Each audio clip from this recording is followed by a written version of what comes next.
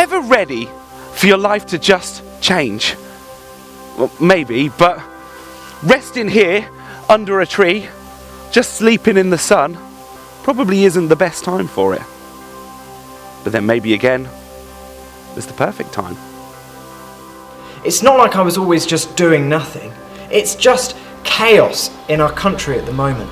One moment we have a judge in charge and we're all on God's side, but the next moment, it's crazy. I guess I just needed some time out. But God had other plans for Gideon. He was to be a judge, a leader amongst the people who would guide them back to God and lead them in battle. This was no ordinary nap. I was to lead the people in our fight against the Midianites. It just made no sense. I was the youngest person in the weakest tribe. I wasn't supposed to be a mighty leader. But then God spoke, like only God can. I will be with you, he said. You will defeat the Midianites, as if you're fighting just one man. Then and there, Gideon worshipped God. He trusted that when the time came, God would give him the power to overcome. So all he had to do was gather his men and get ready with his army. The morning of the battle, I stood with my men. I could see they were nervous. I probably was too. But God was in a confident mood.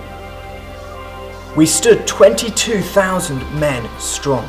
But God said we had too many men. So I told the most fearful men to go home. And I was still left with 10,000. But God was not finished. 10,000 was still too many. So God told Gideon to send his men for a drink. And those who cupped their hands to drink would stay. But those who drank like a dog, they left. 300 men. That left me with just 300 men. God must have had a plan because I couldn't see any other possibility but a massive defeat. But when God said to go, we got up in the middle of the night and we went. We made as much noise as possible. As the men advanced on the Midianite army, they raised it, they shook their branches and they made some noise. All the Midianites in the camp thought, there must be 100,000 people here. And in their fear, they turned on one another. In the morning, those who were left fled in fear of Gideon and God's mighty army. Like I said, I was the youngest son of the weakest clan. I wasn't supposed to be here. I wasn't supposed to be leading my God's people into a mighty battle. But God, He is mighty, He is strong, and He is powerful.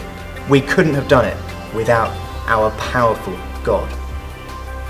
During Gideon's reign, there was peace in the land again. The people realized that they were just like Gideon, weak made strong, mighty through God's power.